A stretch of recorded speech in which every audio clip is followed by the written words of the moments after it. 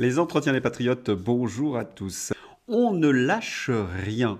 La bête est blessée, c'est vrai qu'elle est dangereuse, mais elle commence à reculer. On va commencer par quelque chose qui nous a inondé de bonheur, la victoire de Djokovic. Alors, je reprends cette victoire, puisque j'en ai parlé hier, parce qu'il a saisi le micro d'une journaliste et il a entonné le titre des Beastie Boys, Vous devez vous battre pour vos droits. Et tout le peuple américain reprend Vous devez vous battre pour vos droits. Un moment énorme. Je vous mets ces 20 secondes dans ma description. Et c'est d'autant plus énorme que le sponsor officiel de l'US Open est Moderna. Oui, Moderna. Novax, no Covid qui gagne dans l'antre du Big Pharma. Quel symbole, quel exemple, parce que il a refusé de mettre le genou à terre pour défendre ses droits fondamentaux. Et ça, certains ne l'ont pas du tout accepté parce qu'il travaille, on ne sait pas trop pour qui.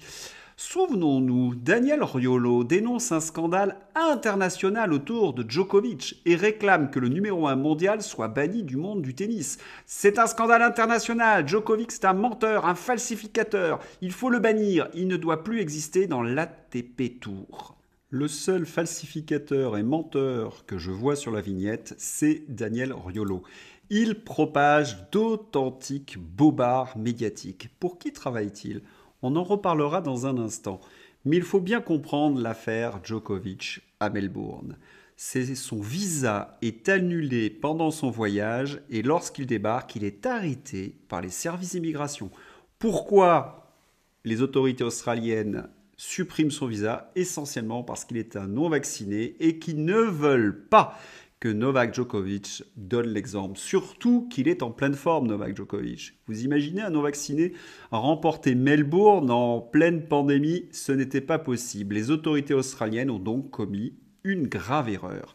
Et pour justifier cette grave erreur, ils ont arrêté Novak Djokovic pour des faits fallacieux et il s'est trouvé devant un officier d'immigration qu'il a cuisiné de minuit à 6 heures du matin en essayant de lui faire perdre son sang-froid.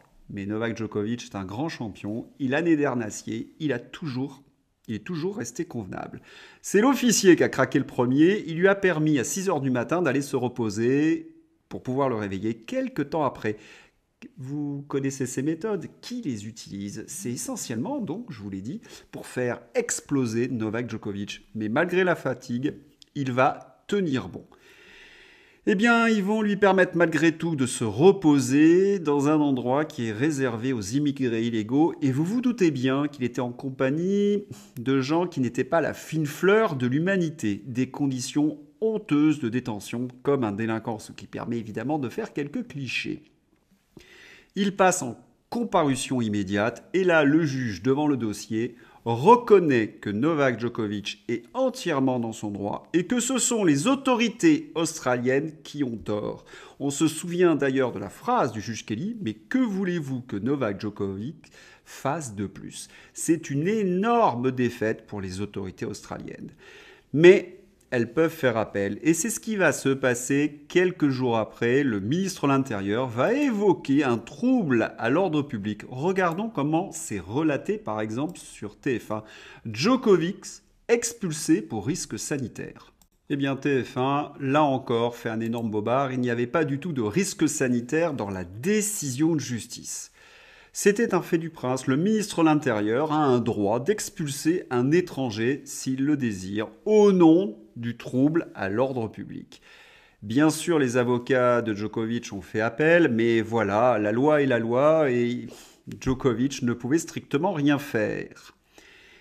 Le ministre de l'Intérieur a dû justifier malgré tout son trouble à l'ordre public. Ce n'était pas Djokovic qui allait provoquer des troubles à l'ordre public, mais les spectateurs qui allaient applaudir Djokovic en tant que non-vacciné, et il ne voulait pas de cela à Melbourne. Ce fut un drame national en Australie et une honte, parce que Djokovic, c'était un merveilleux sportif, vous le savez, mais il subventionnait, il parrainait une partie des écoles de Melbourne de tennis, et notamment de juniors. Une ingratitude qu'on n'imagine pas. Et c'est pour cette raison que l'année d'après, les autorités australiennes lui ont fait des excuses. Alors, On aimerait aussi que TF1 et Daniel Riolo présentent ses excuses à Djokovic.